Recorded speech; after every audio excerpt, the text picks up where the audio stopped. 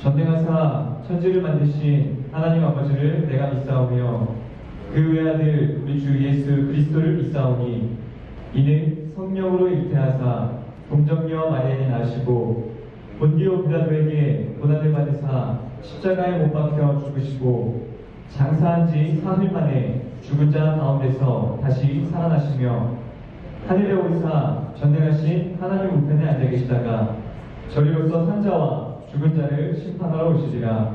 성령을 입사하며 거룩한 공회와 성도가 서로 교통하는 것과 죄를 사하여 주시는 것과 몸이 다시 사는 것과 영원히 사는 것을 믿사옵나이다. 아멘.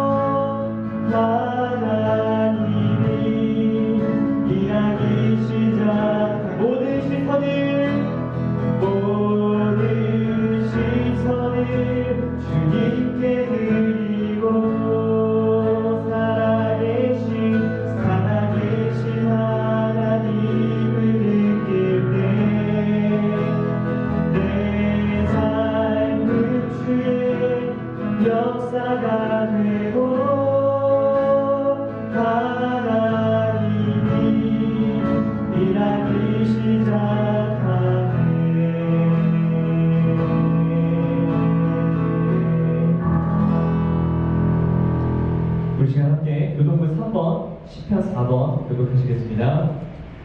내 의의 하나님이여 내가 부를 때에 응답하소서. 곤란 중에 나를 너그럽게 하셨사오니 내게 은혜를 베푸사 나의 기도를 들으소서. 인생들아 어느 때까지 나의 영광을 바꾸어 욕되게 하며 헛된 일을 좋아하고 적수하려노라. 여호와께서 자기를 위하여 강건한 자를 택하신 줄 너희가 알지어다. 내가 그를 부를 때 여호와께서 들으시리로다. 너희는 떨며 범죄하지 말지어다. 자리에 누워 신중에 잠잠할지어다. 우리의 제사를 드리고 여호와를 의지할지어다. 여러 사람의 말이 우리에게 선을 보일 자 누구뇨 하오니 여호와여 주를 부르고 우리에게 비추소서. 주께서 내 마음에 두신 기쁨은 내 국신에서 소중한 풍성할 때보다 더하나이다. 내가 평안히 눕고 자기도 하리니. 나를 안전히 살게 하시니 이는 이제 여호와이시다. 아멘. 네, 다 같이 찬양하겠습니다. 네, 우리 함께 기도하도록 하겠습니다. 사랑의 주님, 오늘도 귀한 하루를 허락하시고 주님 전에 모여 예배드리게 하시니 감사드립니다.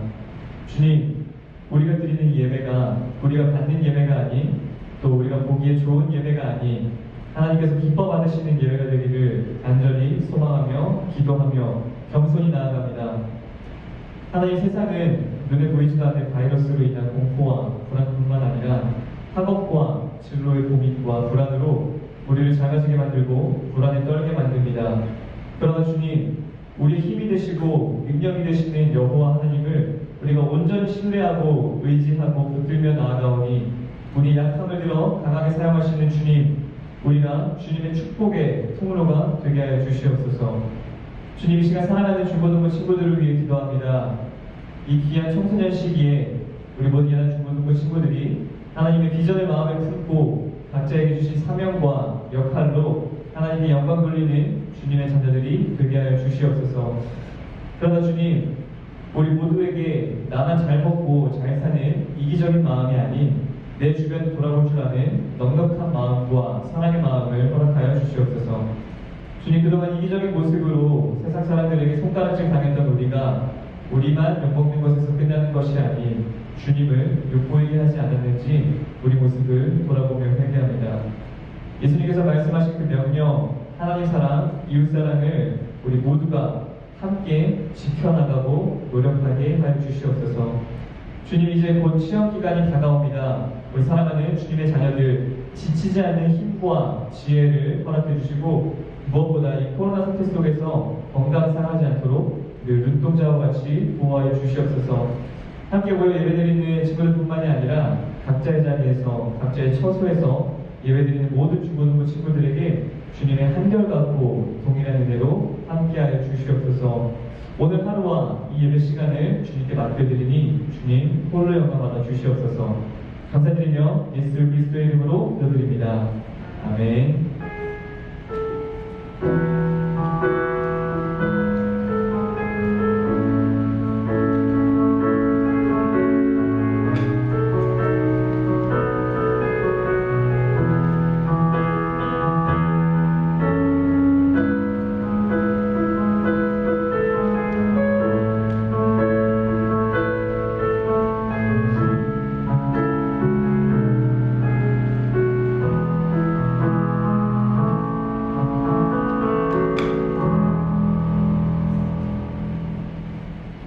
네, 오늘 하나님께서 우리에게 주시는 말씀은 창세기 35장 1절부터 5절까지의 말씀입니다. 네, 다 같이 일어나서 말씀 듣도록 하겠습니다. 우리 지금 성경에 없는 친구들은 앞에 있는 화면을 보면서 저와 한 절씩 교독하시도록 하겠습니다. 하나님이 야곱에게 이르시되 일어나 베델로 올라가서 거기 거주하며 내가 내 형 에서의 낯을 피하여 도망하던 때에 내게 나타났던 하나님께 거기서 제단을 쌓으라 하신지라. 야곱이 이에 자기 집안 사람과 자기와 함께하는 모든 자들에게 너희 중에 있는 만한 것을 보여주고 다시 분별하게 하고 너희에 대해 노동을 바꾸니라. 우리가 일어나 베델로 올라가자. 내 환난 날에 내게 응답하시며 내가 가는 길에서 나와 함께 하신 하나님께서 내가 거기서 제단을 쌓으려 하더라 하매. 그들이 자기 손에 있는 모든 이만하신 사람들과 자기에게 있는 귀고리를 여러분에게 주는지라. 우리가 너희를 살피는 너희 근처와서 소리를 우리 마지막에 함께 읽겠습니다. 그들이 떠났으나 하나님이 그 사면 거울들로 크게 두려워하게 하셨으므로 야곱의 아내들을 추격하는 자가 없었더라. 아멘. 네, 우리 자리에 앉으면 좋습니다. 네, 여러분 한 주도 잘 지냈나요? 아우 감사합니다. 한 주 더 이 대답 소리나 이제 반응이 조금 더 커지고 좋아지는 것 같아요. 다시 한번 해볼까요? 여러분 한 주 동안 잘 지냈나요? 네. 솔직하게 말하면 선생님들의 목소리가 조금 더 커지고 있습니다. 우리 친구들도 앞으로 좀 더 친해져서 같이 재밌게 사회생활하면 좋을 것 같아요. 우리 여러분 지난주 말씀 기억하시나요? 우리 같이 예배드렸던 친구들도 있고 또 온라인으로 같이 예배드렸던 친구들도 있을 텐데 지난주 설교 말씀 기억나나요? 우리가 세 가지 단어에 대한 정의를 한번 먼저 정리하고 이야기를 나눴었는데 세 가지 단어가 뭐였죠? 비전, 사명, 역할. 맞습니다.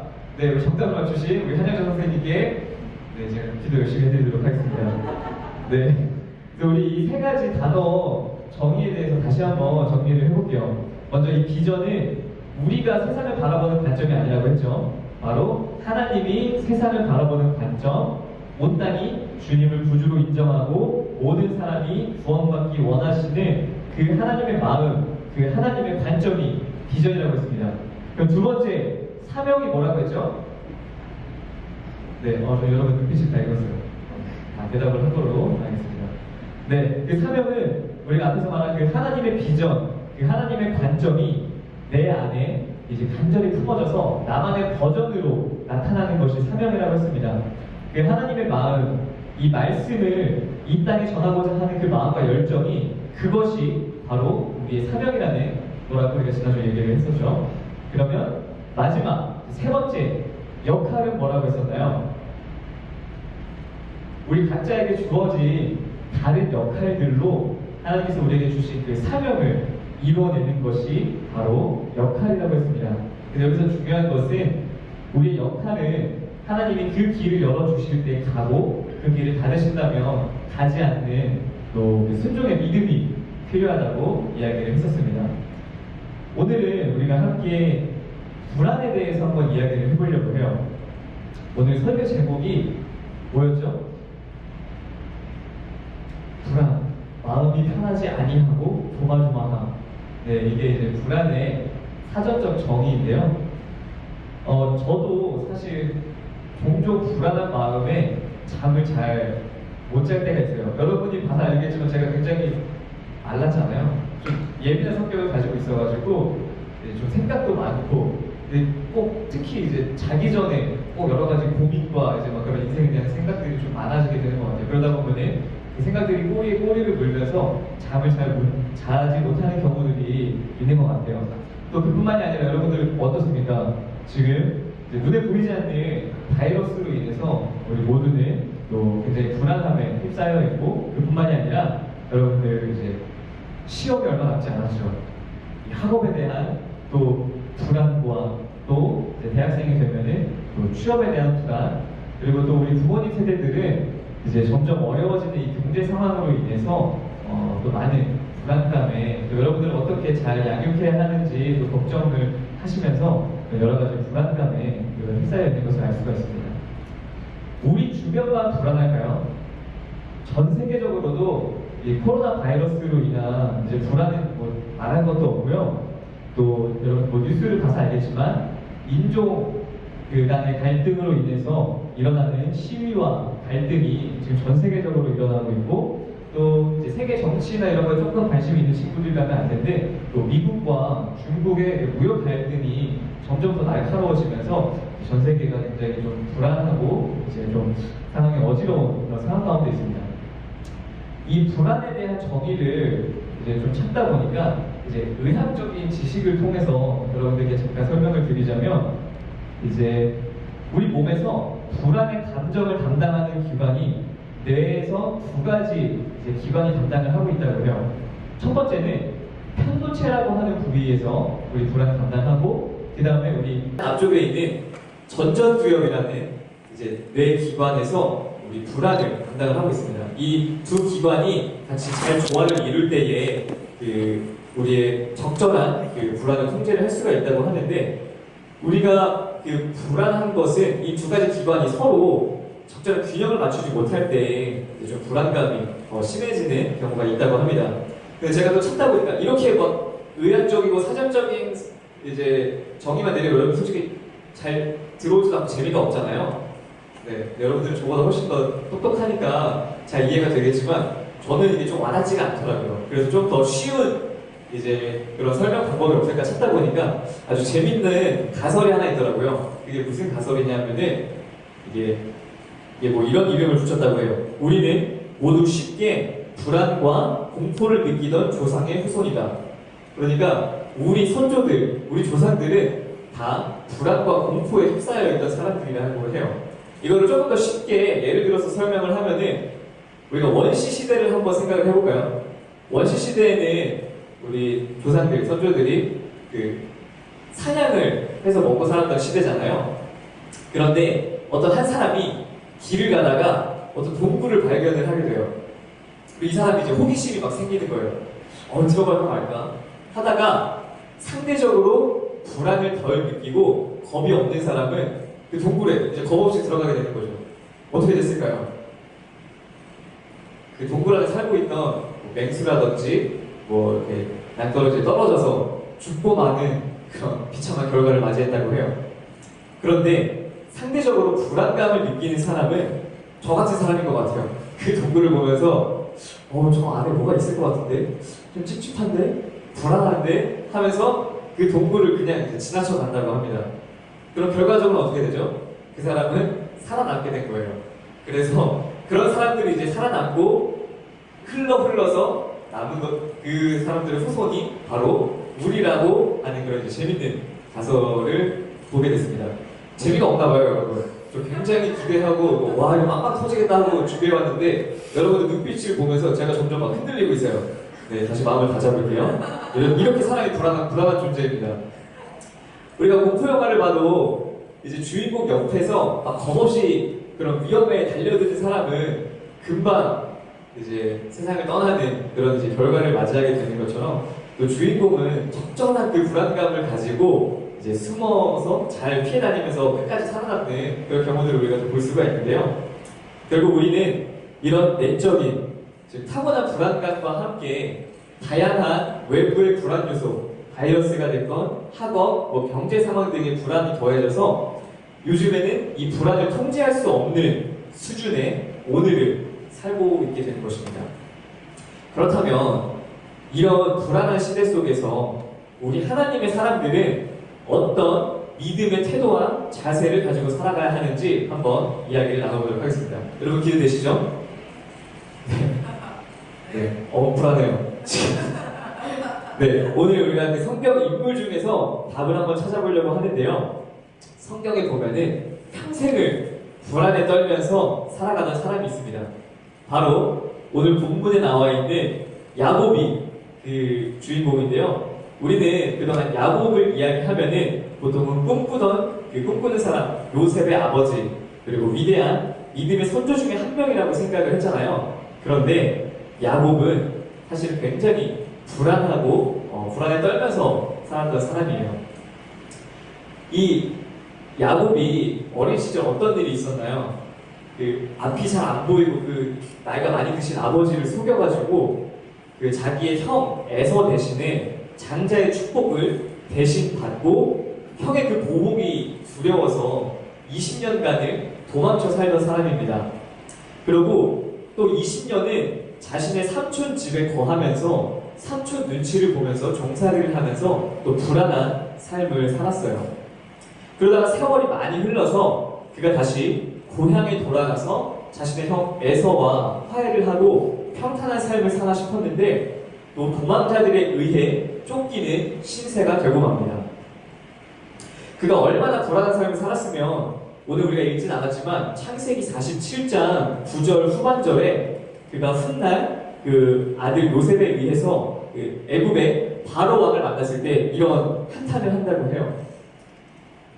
내가 험악한 세월을 보냈었나이다 하고 한탄하듯이 고백을 합니다.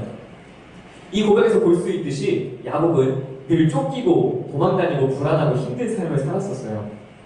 그의 불안감이 가장 절정에 이제 이른 것이 우리가 오늘 읽었던 본문 말씀 앞에 나와 있는 창세기 34장의 말씀인데요. 이 이야기를 간략히 하면 야곱에게는 디나라고 하는 아주 예쁜 딸이 있었습니다. 그런데 그 딸이 야곱이 살고 있던 마을에 지도자의 아들에게 아주 몹쓸 짓을 당하고 말아요. 그러자 야곱의 아들들이 그 추장, 그 지도자 가정의 남자들을 모두 죽이게 됩니다. 그래서 야곱은 또 그 지역의 적이 되고 쫓기게 되는 삶을 살아가게 됐어요. 그러자 야곱은 그 아들들에게 내가 너희 때문에 죽게 되었다라고 말을 합니다. 화를 냅니다. 여러분 한번 생각을 해보세요. 한번 상상을 해보세요. 우리가 나중에 결혼을 해서 예쁜 딸을 낳았어요. 근데 그 딸이 몹쓸 짓을 당한 거예요. 아주 고통을 당한 상황인데 야곱은 그런 딸에게 위로의 한마디 해주지 못하고 극도의 불안감에 빠져서 자신의 그 처지만 생각하고 자신이 다시 도망자가 된, 그 도망자 신세가 된 것에 대한 한탄만 하고 있습니다.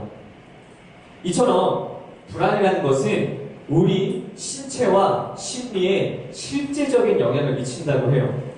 이게 무슨 말이냐 하면 우리는 불안하면 호흡이 빨라지게 되고 심장이 빨라지고 땀이 나고 긴장을 하게 됩니다. 이 불안은 실제적으로 우리 삶에 이처럼 부정적인 영향을 미치는 거예요. 이 불안이 극도로 심해지면은 심지어는 앞이 안 보이는 경우도 있다고 해요.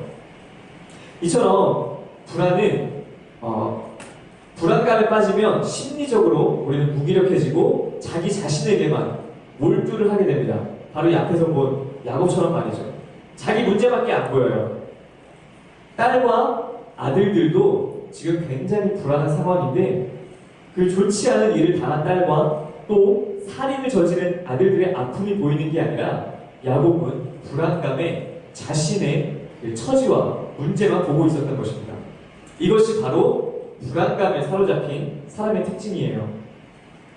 이렇게 야곱이 불안감으로 인해서 어쩔 줄 모르고 떨고 있는 그때에 하나님께서 야곱에게 나타나셨고 이렇게 말씀을 하십니다.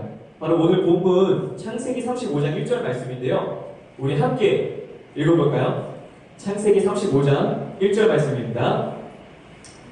하나님이 야곱에게 이르시되 일어나 베델로 올라가서 거기 거주하며 내가 내 형 에서의 낯을 피하여 도망하던 때에 내게 나타났던 하나님께 거기서 제단을 쌓으라 하신지라. 여기서 보면은 베델로 올라가서 제단을 쌓으라고 말씀하고 계세요. 이게 무슨 말이냐면은 예배를 드리라는 이야기입니다. 이것이 극도의 불안감에 사로잡혀 있던 야곱에게 또 불안한 시대를 살고 있는 우리들에게 하나님께서 주시는 해결책인 거예요. 여러분 베델이 어떤 곳인지 아나요? 베델.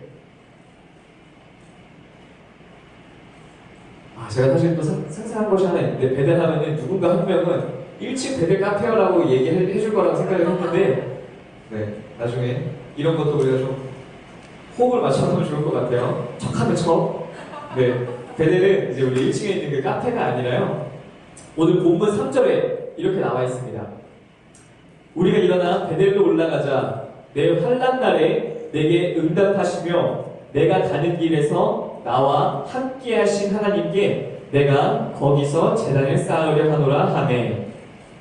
바로 이 베델은 야곱이 처음 그 형 에서를 피해서 삼촌의 집으로 도망하던 중에 어떤 들판에서 잠이 들었었는데 그때 꿈에서 하나님을 만나게 됩니다. 그 하나님을 꿈에서 만났던 야곱이 잠에서 깨고 그 자리에 제단을 쌓고 하나님께 자신을 도와달라는 기도를 드렸던 곳, 그곳이 바로 베델이라는 거예요. 이 베델이라는 것은 꿈없던 사람이 꿈을 꾸었던 곳이고 절망과 불안에 떨던 사람이 다시 미래를 향해 나아가기 위해 일어났던 곳, 그곳이 바로 베델이라고 하는 것입니다. 그런데 하나님께서는 우리 본문 1절에 보면은 단순히 베델로 올라가라고 하지 않으시고 베델에서 거주하라고 말씀하고 계십니다. 이것은 단순히 물리적으로 우리가 어디에 가서 살라고 하시는 말씀이 아니에요. 이 말씀은 바로 그 야곱의 영적인 거주지, 바로 우리의 영적인 거주지, 야곱이 하나님께 기도했고 하나님께 예배를 드렸던 그곳에 야곱의 삶의 뿌리, 우리의 삶의 뿌리를 내리라고 말씀하고 계신 겁니다. 이 야곱이 그 불안을 이 베델, 이 예배의 장소에, 이 예배 안에 내려놓을 때 비로소 그의 문제가 해결될 수 있었기 때문이에요. 우리는 자신의 노력으로 해결될 수 없는, 우리가 가지고 있는 이 떨쳐낼 수 없는 불안감을 해결하기 위해서 하나님께서 우리에게 주시는 한 가지 해답, 그것이 바로 예배라는 것입니다. 우리가 지금 함께 드리고 있는 이 예배가 바로 우리의 불안감을 떨쳐낼 수 있다는 것입니다. 이 예배는 바로 하나님과 하나 되는 것이에요. 이 예배는 하나님과 우리가 연결되는 시간입니다. 주님이 내 안에, 내가 주님 안에 거하는 그 영적인 신비를 경험하는 것이 바로 예배라는 거예요. 우리는 예배를 통해서 평안을 누리게 되고요. 세상으로부터 안심하지 못했던 그 불안한 마음이 예배를 통해 하나님의 영광을 보게 되고 예배 안에 머물면서 안도감과 안식을 경험할 수가 있습니다. 우리가 예배를 통해서 말씀과 성령으로 충만해져야 이 불안한 현실에 놓여 있을 때 우리는 영적인 자신감을 가지고 살아갈 수가 있게 되는 것이에요. 이 베델에 거주하라라고 하는 말씀은 한 번 예배를 잠깐 드리라는 거에서 끝나는 것이 아니고요. 예배자의 마음을 가지고 우리가 있는 모든 곳에서 예배자로 살아가라고 말씀을 하고 계신 겁니다. 늘 쫓겨서 불안에 빠져있던 야곱이 처음으로 자신의 삶의 뿌리를 내린 곳이 바로 베델이었어요. 그래서 그가 더 이상 쫓기지 않는 자가 되었다는 것이고 더 이상 불안한 자가 되지 않았다는 것입니다. 오늘 본문 5절 말씀에 이렇게 나와 있어요. 그들이 떠났으나 하나님이 그 사면 보울들로 크게 두려워하게 하셨으므로 야곱의 아들들을 추격하는 자가 없었더라. 야곱이 베델, 그 예배의 자리에 서겠다고 결심한 순간 추격하는 자가 없었다고 합니다. 이것이 바로 예배를 드리는 자가 누리는 영적인 축복인 것입니다. 우리는 예배 없이 살아갈 때에 죄에 무감각해지고 또 그 죄는 끊임없이 우리를 추격해 옵니다. 우리는 예배 없이 살아갈 때에 세상의 온갖 욕심들과 염려와 근심, 걱정으로부터 쫓기는 삶을 살게 됩니다. 우리 삶에 예배가 없다면 이렇게 끊임없이 불안해, 쫓기는, 또 추격을 당하는 인생을 살아가게 되는 거예요. 우리 인생이, 우리의 삶이 답답하고 내가 할 수 있는 모든 것을 했음에도 계속해서 불안감이 찾아온다면 우리의 근본적인 불안감과 문제를 해결할 수 있는 곳, 베델, 즉 여러분 각자의 예배의 자리를 기억을 해야 합니다. 이것은 우리가 단순히 꼭 교회에 나와서 예배를 드려야 한다는 이야기가 아니에요. 이번 우리 이제 다들 코로나 사태를 겪으면서 참 많은 생각들을 좀 해보게 됐을 텐데 저도 이번 코로나 사태를 겪고 여러분들과 함께 한동안 교회에 나와서 예배드리지 못하는 상황이 너무 안타깝고 이 예배의 자리를 그리워하는 마음이 컸었어요. 그런데 시간이 지나면서 오히려 예배드리는 마음이 점점 사라지고 하나님과 멀어지는 제 모습을 발견하게 됐습니다. 제가 그리고 또 우리가 이 코로나 사태를 통해서 깨달아야 하는 교훈이 있다면 또 우리가 회복해야 할 것이 있다면 그동안 우리가 얼마나 각자의 삶의 자리에서 예배자의 모습을 놓치고 살고 있었는지를 다시 한번 생각해 보면 좋을 것 같아요. 또 이것을 우리가 다시 회복해야 할 때가 되었다고 생각을 합니다. 그동안 교회에 나와서만 예배를 드렸다면 함께 모이지 못하는 이 시기에 각자의 자리에서 또 홀로 있는 그 시간에 하나님께 예배드리는 매일매일의 예배자의 모습을 회복하는 저와 여러분이 되기를 간절히 소망합니다. 우리 삶에 놓여있는 이 불안할 수밖에 없는 연약한 우리이지만 회복을 맛보고 새로운 꿈을 꾸게 하는 그 예배의 자리, 각자의 대대를 회복하는 저와 여러분이 되기를 간절히 소망합니다. 우리 함께 기도하겠습니다. 사랑하는 하나님, 우리는 끊임없이 수많은 불안에 또 걱정과 근심에 노출되어 있습니다. 그런데 주님, 평생을 불안에 떨며 도망자로 살던 야곱을 만나주셨던 하나님, 예배 자리를 회복할 때 우리에게 새 힘과 모든 근심과 염려를 기쁨과 감사로 바꾸시는 그 하나님의 은혜를 우리가 함께 맛보며 누리기를 간절히 소망합니다. 우리가 그저 일주일에 한 번 잠깐 모여서 예배드리는 것으로 끝나는 삶이 아니라 각자의 삶의 자리에서 각자의 대대, 그 예배 자리를 회복하며 매일 예배자의 삶을 살아가는 우리 모든 중고등학생들이 되게 하여 주시옵소서. 감사드리며 예수 그리스도의 이름으로 기도드립니다. 아멘. 네, 우리 이 시간 이것이 영원한 삶이라는 찬양하면서 준비하신 예물을 하나님께 올려드리기를 소망합니다. 우리 아까 제가 설교 때 이 말씀을 드렸잖아요. 이 예배는 우리가 하나님과 연결되는 것이고 하나님과 하나됨을 맛보는 그런 영적인 신비를 체험하는 시간이라고 말을 했었어요. 그래서 예배를 통해서 주님이 내 안에, 내가 주님 안에 거하는 그 영적인 그 신비를 경험하는 저와 여러분이 되기를 간절히 소망합니다. 아마 이 찬양은 중고등부에서 처음 하는 찬양으로 알고 있는데 이 시간에 한번 가사를 묵상하며 어렵지 않은 찬양이니까요, 고백하면서 찬양해봤으면 좋겠습니다. 우리 함께 이것이 영원한 삶 찬양하시겠습니다. 영원한 삶임에 날 초대하시네 주님을 누리며 사는 것, 날 지으신 대로 날 부르신 대로 주님과 함께 걷는 삶. 우리 한 번 더 영원한 삶임에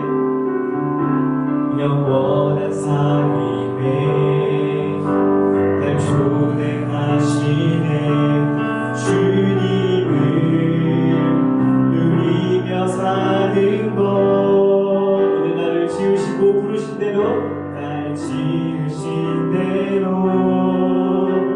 날 부르신 대로 주님과 함께 걷는 삶. 이것이 영원한 삶, 이것이 영원한 삶. 참 하나님과 그 아들 아는 삶. 이것이 영원한 삶, 이것이 영원한 삶. 내가 주 안에 주는 내 안. 우리 한번 더 이것이 영원한 삶, 이것이 영원한 삶. 참 하나님과 그 아들 아는 삶. 이것이 영원한 삶, 이것이 영원한 삶. 내가 주 안에 주는 내. 마지막으로 한 번 더 이것이 영원한 삶, 이것이 영원한 삶. 참 하나님과 그 아들 아는 삶. 이것이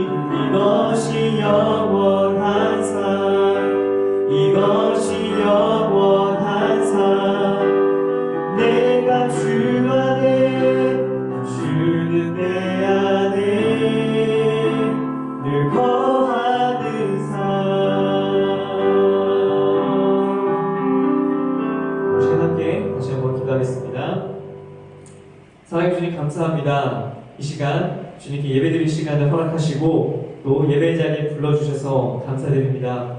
아버지, 우리가 이 자리에 나아올 때 빈손으로 오지 않고 작은 정성으로 주님께 감사함으로 나아갑니다. 아버지, 우리가 드리는 이 정성이 주님의 나라에 귀하게 쓰이게 하여 주시옵시고 또 우리 중고등부 학생들 또 이 작은 정성을 드리는 귀한 손길들이 경제적인 어려움과 아픔을 겪지 않도록 주님 감사하는 마음과 자족하는 마음 허락하여 주시옵소서. 또 우리가 세상으로 나아갈 때에 우리 삶의 자리에서 예배자의 삶을 매일매일 살아가는 우리 한 사람 한 사람이 되길 소망하오니 주님 우리와 함께 하시고 우리의 고백을 기뻐 받아 주시옵소서. 감사드리며 모든 말씀 예수님의 이름으로 기도드립니다. 아멘. 하늘에 계신 우리 아버지여, 이름이 거룩히 여김을 받으시오며 나라의 마옵시며 뜻이 하늘에서 이루어진 것 같이 땅에서도 이루어지이다. 오늘날 우리에게 일용할 양식을 주옵시고 우리가 우리에게 죄 지은 자를 사하여 준 것 같이 우리의 죄를 사하여 주옵시고 우리를 시험에 들게 하지 마옵시고 다만 악에서 구하옵소서. 대개 나라와 권세와 영광이 아버지께 영원히 있사옵나이다. 아멘.